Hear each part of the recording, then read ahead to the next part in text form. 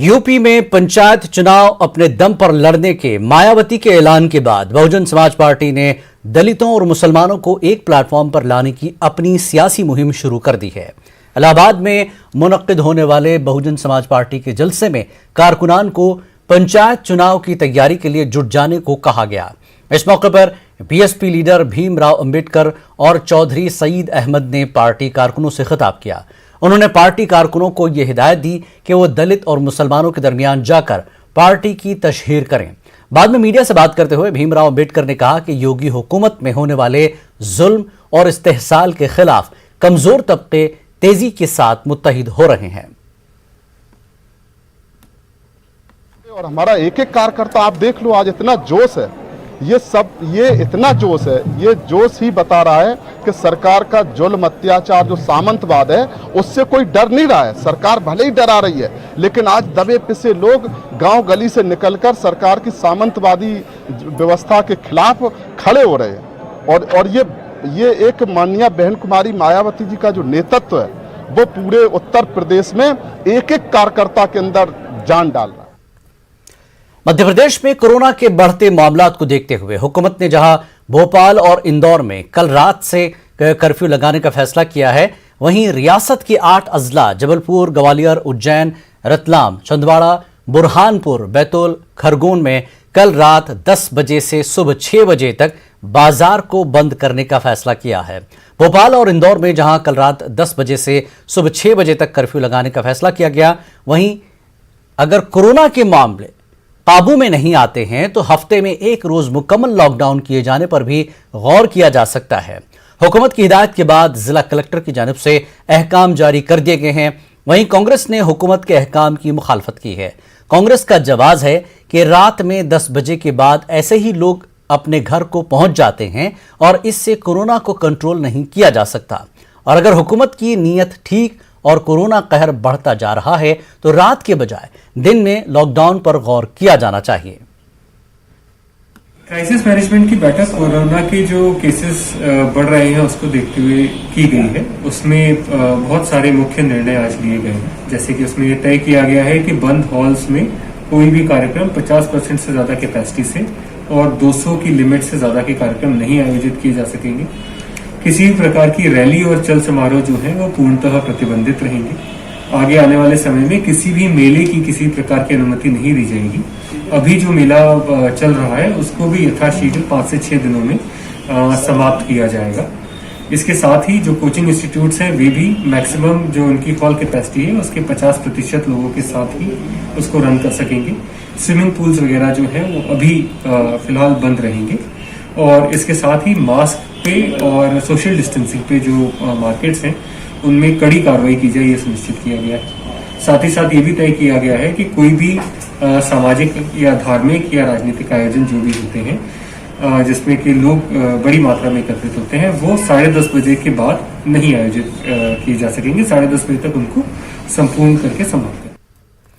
औरंगाबाद शहर में 11 मार्च से 4 अप्रैल तक जुज़वी लॉकडाउन नाफिज किया गया है। इस दौरान औरंगाबाद जिले के तमाम सियाहती मराकज़ को बंद रखने का फैसला किया गया है। जिला इंतजामिया के इस फैसले से सियाहती शोबे से जुड़े लाखों अफराद का एक बार फिर रोजगार छिन गया है। पेश एक रिपोर्ट।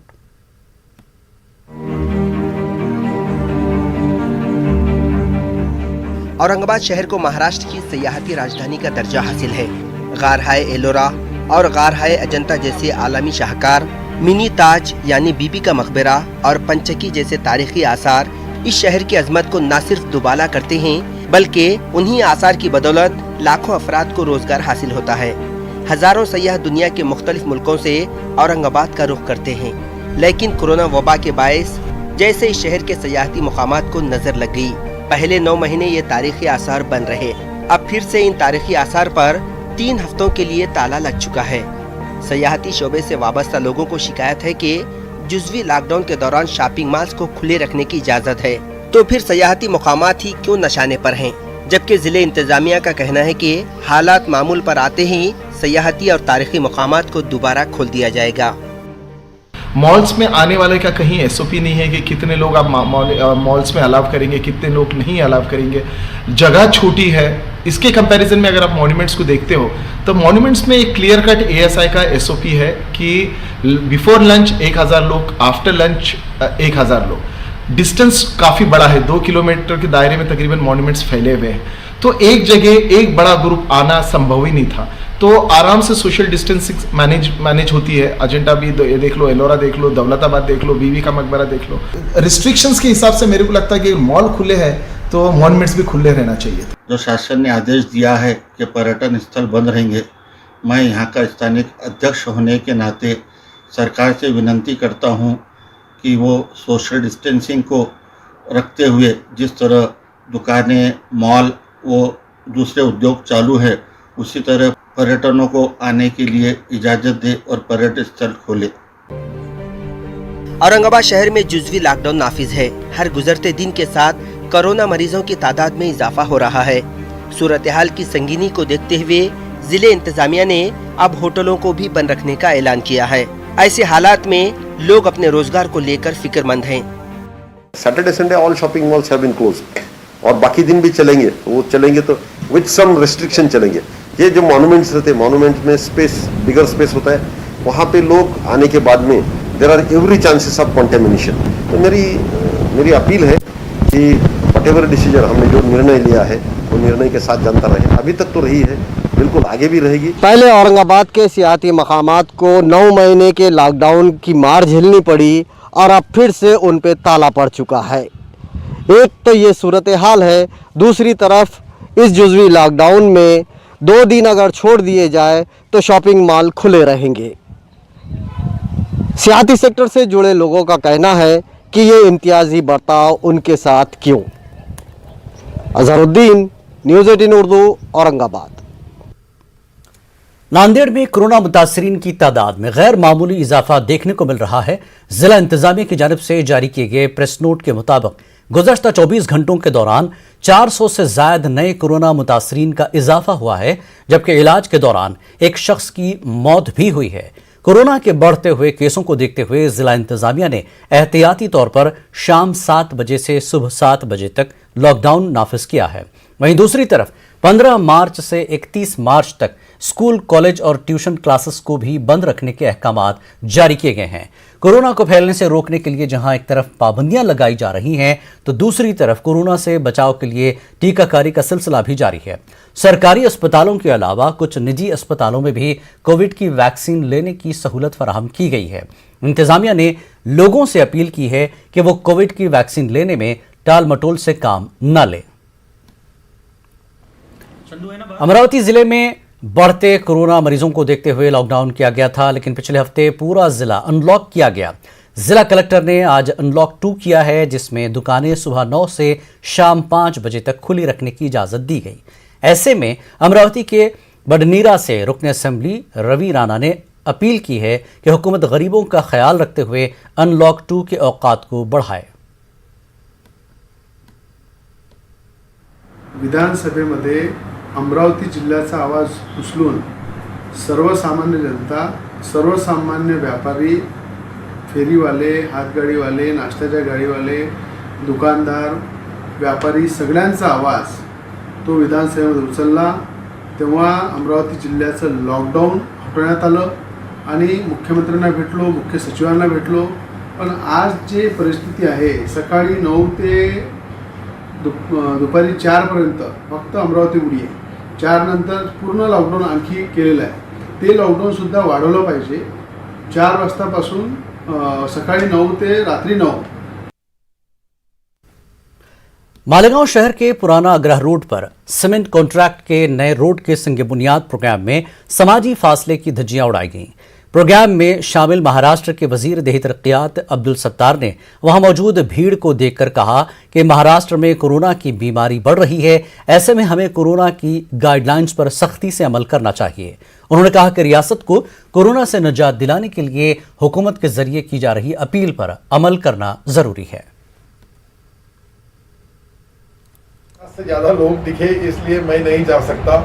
सरकार ने, हमारे सम्माननीय मुख्यमंत्री जी ने आदेश दिया है कि जहाँ भी 50 से ज़्यादा लोग होंगे वहाँ नहीं जाना चाहिए, थोड़े लोग ये कॉर्नर के ऊपर ज़्यादा दिखे, इसलिए मैं स्टेज पे नहीं गया। लेकिन मैं भूमि पूजन इस महापालिका क्षेत्र में जो विकास का निधि लाया गया है उसको मेरी सम्मति है।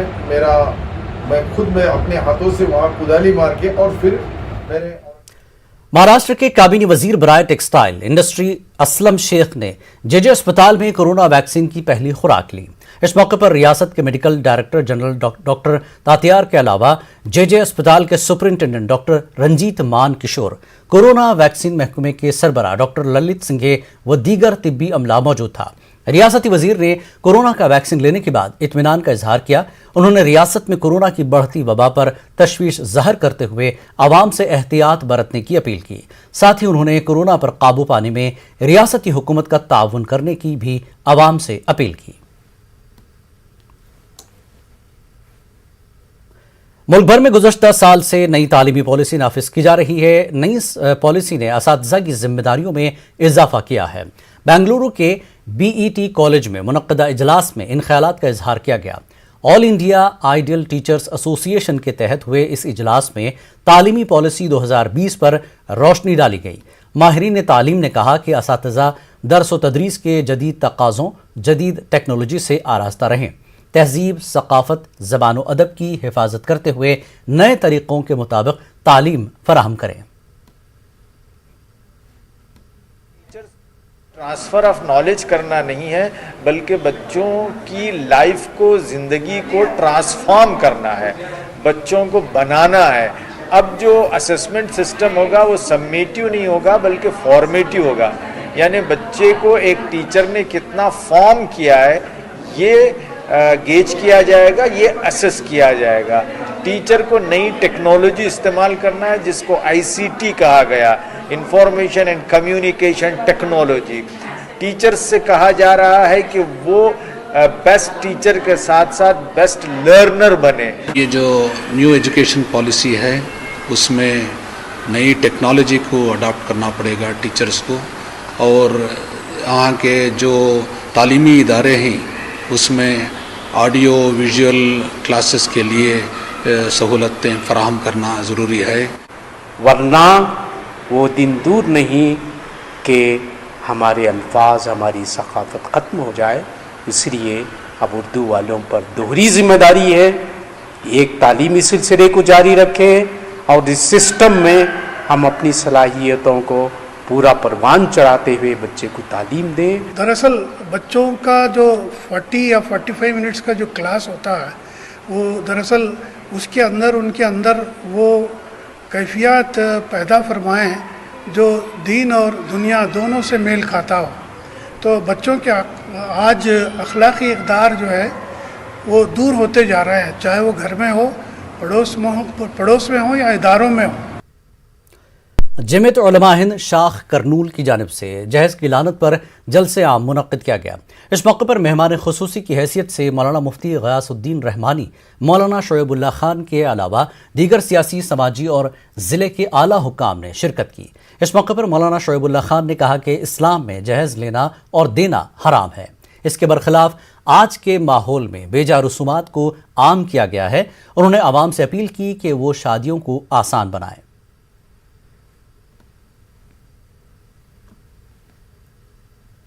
और करनूल की तारीख़ में पहली मरतबा ऐसा हुआ है कि इस इजलास के अंदर उलमा भी हैं, शहर के जितने भी अमायदीन हैं, जो प्रोमिनेंट मुस्लिम्स भी जमा है।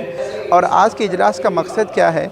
अक्सर जलसे करते हैं और ख़त्म हो जाते हैं, लेकिन इस जलसे के बाद एक राउंड टेबल कॉन्फ्रेंस भी हमने रखा है और बाकायदा इसमें फैमिली काउंसलिंग सेंटर के मेंबर्स भी तय हो जाते हैं। हम एक फैमिली काउंसलिंग सेंटर क़ायम कर रहे हैं और बाकायदा इस वीडियो से, इस चैनल से हम सारे मुसलमानान करनूल से दरख्वास्त करते हैं कि अपने मसाइल को इधर उधर ले जाने के बजाय जमीयत उलमा की तरफ ज़रूर तवज्जो रुजू हो और जमीयत उलमा कुरान व हदीस की रोशनी में अकाबिर उलमा के मशवरे से इंशाअल्लाह ताला आपके घरेलू मसाइल का हल कुरान व हदीस की रोशनी में पेश फरमाएंगे। कई मसाइल उल्टे सीधे निकाह के सिलसिले में पेश आते हैं।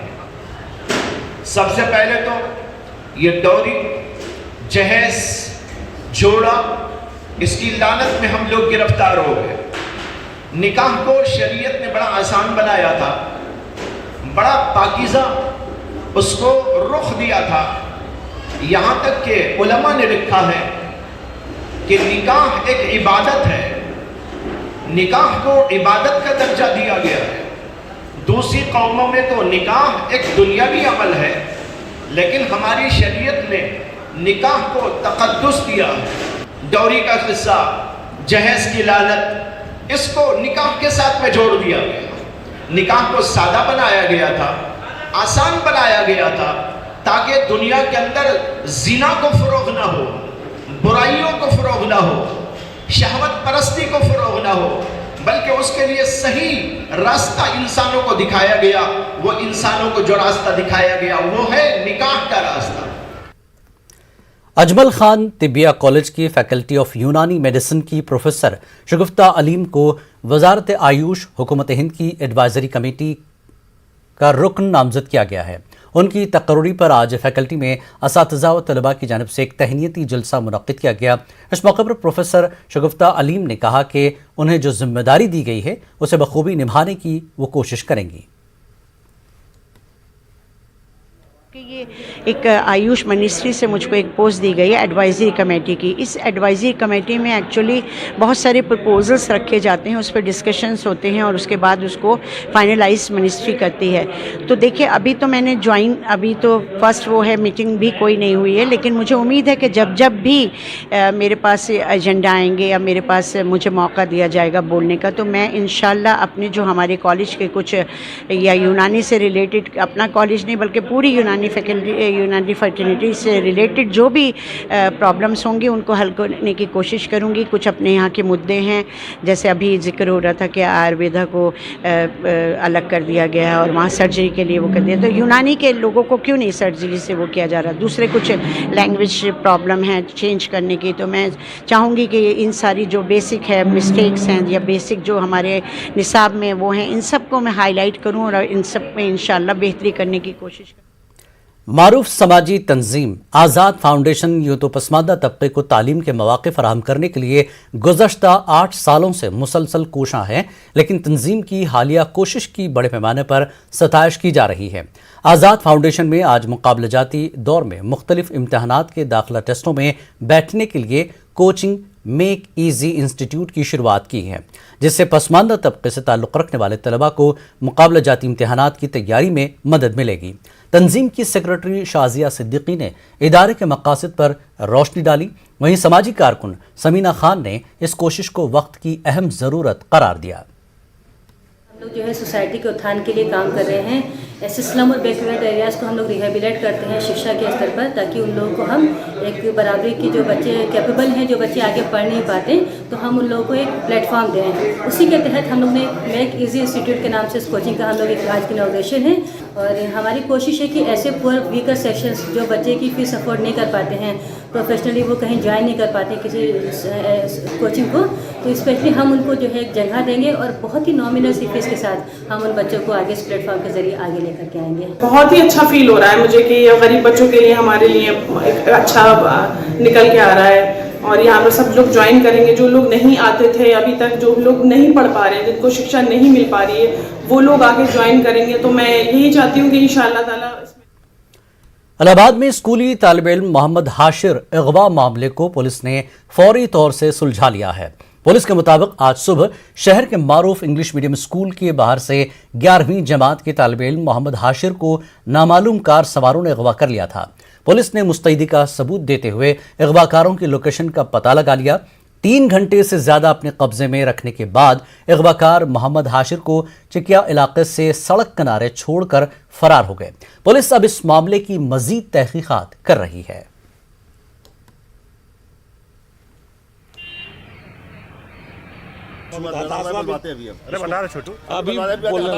कोई विवाद नहीं था, पढ़ने वाले बच्चे में विवाद क्या था। ये यहाँ ना तो यहाँ पढ़ते हैं जो बच्चे उठा ले गए, ना कुछ क्रेटा से उठा के ले गए थे, जिसका क्रेटा का नंबर क्रेटा में पड़ा हुआ तो बाइक का नंबर पड़ा हुआ था। हम लोगों ने चेक किया, वो बाइक का नंबर पड़ा हुआ है।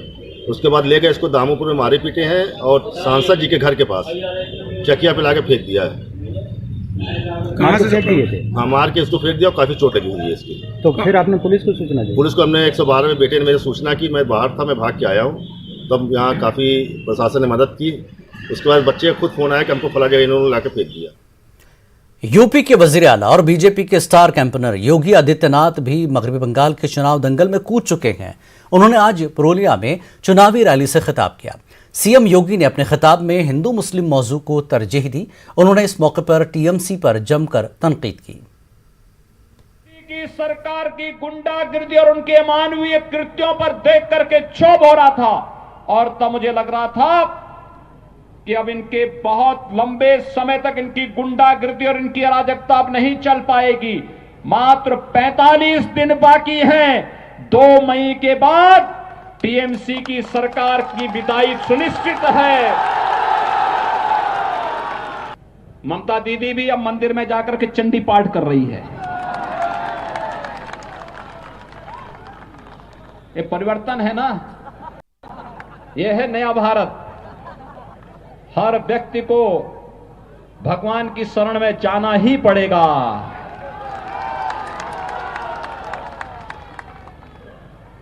वैसे कांग्रेस के नेता राहुल जी भी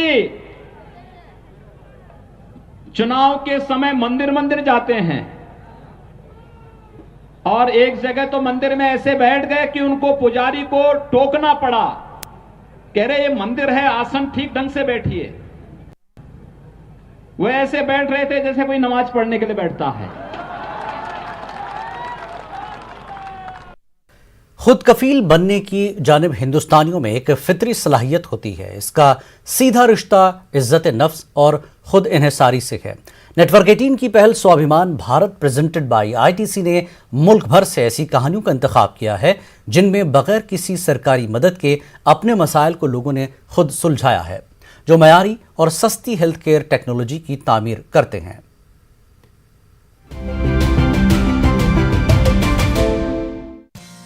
इरिलिक एक मेडिकल टेक्नोलॉजी स्टार्टअप है जो भारत के सिलिकॉन वैली बेंगलुरु में स्थित है। यह रेडिएशन के बिना मिनिमली इन्वेसिव टेक्नोलॉजीज और डिजीज स्क्रीनिंग पर ध्यान देते हुए ground breaking health care tech solutions देता है। One of our co-founders, who is a radiologist, he is seeing a lot of patients come with lymphedema. Now, the reason for lymphedema, essentially he said is around patients getting treated for cancer. But there is no easy way to determine, what is the exact problem in this, scenario. Looking from that perspective, we figured out a new modality is needed, which we call it fluorescence imaging. So from that path, we went ahead and built a product around fluorescence imaging. इरिलिक ने एक radiation मुक्त cancer care product विकसित किया है। एक infrared device जो कुछ second के भीतर शरीर के अंगों को स्कैन कर सकता है और लिम्फ नोड्स की किसी भी असामान्य वृद्धि का पता लगाता है। हालांकि बाजार में यूएस और जापान में बने हुए सामान डिवाइस मौजूद है, पर ये भारतीय डिवाइस ज्यादा किफायती, सटीक और उपयोग में आसान है। हेल्थ केयर की दुनिया में विश्व स्तर की तकनीक के सहारे और अपने स्वाभिमानी तरीकों से इरिलिक अपना सिक्का जमा रहा है।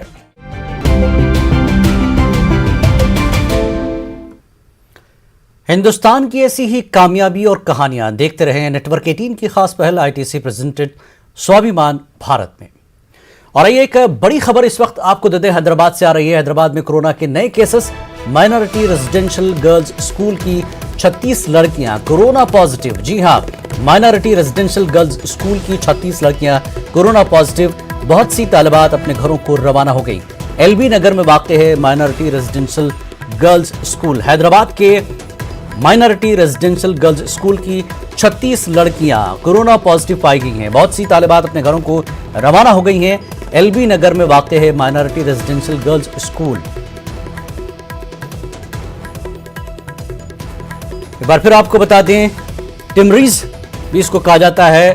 तेलंगाना सरकार की तरफ से माइनॉरिटी रेजिडेंशियल स्कूल्स जो कायम किए गए थे, जो गर्ल्स के लिए अलहदा ये स्कूल है, जिसमें 36 लड़कियां कोरोना पॉजिटिव पाई गई हैं। बहुत सी तालिबात अपने घरों को रवाना हो गई हैं। हैदराबाद के एलबी नगर में वाक़ माइनॉरिटी रेजिडेंशियल गर्ल्स स्कूल में 36 लड़कियां कोरोना पॉजिटिव पाई गई हैं। खास बात इंडिया में फिलहाल इतना ही। आदाब।